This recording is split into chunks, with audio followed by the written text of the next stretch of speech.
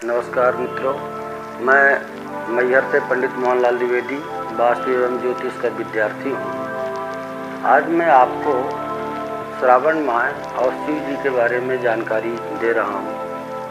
और आइए आप भी ये जानिए कि भगवान शिव की पूजा अर्चना हम कैसे कर सकते हैं और साथ में भगवान भोलेनाथ को क्या चढ़ाने से हमको किन फलों की प्राप्ति होती है।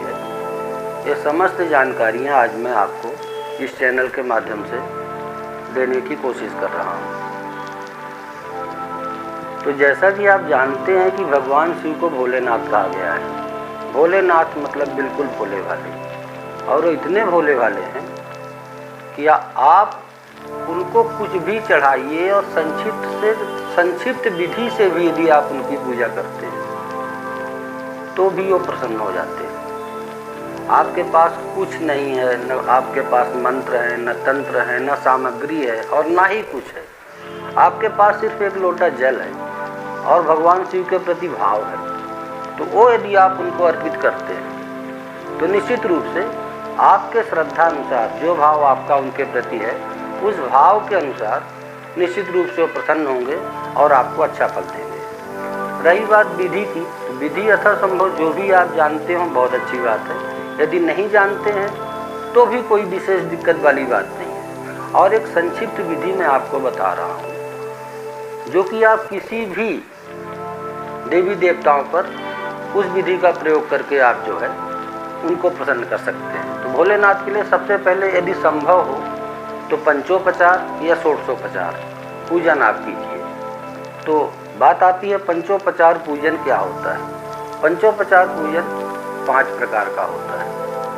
आप उनको पहले जल से अभिषेक करिए, दूध से करिए, दही से करिए, शहद से करिए, कहने का मतलब पंचामृत से स्नान करवाइए। उसके बाद आप उनको फल फूल मीठा जो भी चढ़ाइए, मतलब 5 प्रकार की चीज़ें आप उनको चढ़ाना है। इस प्रकार से आप उनका पूजन अर्चना कर सकते हैं। मैं एक बार फिर वापस कहना चाहूँगा कि पूजन पाठ में सबसे ज़्यादा महत्वपूर्ण हमारा भाव है। भाव को जरूर उनके प्रति रखना है।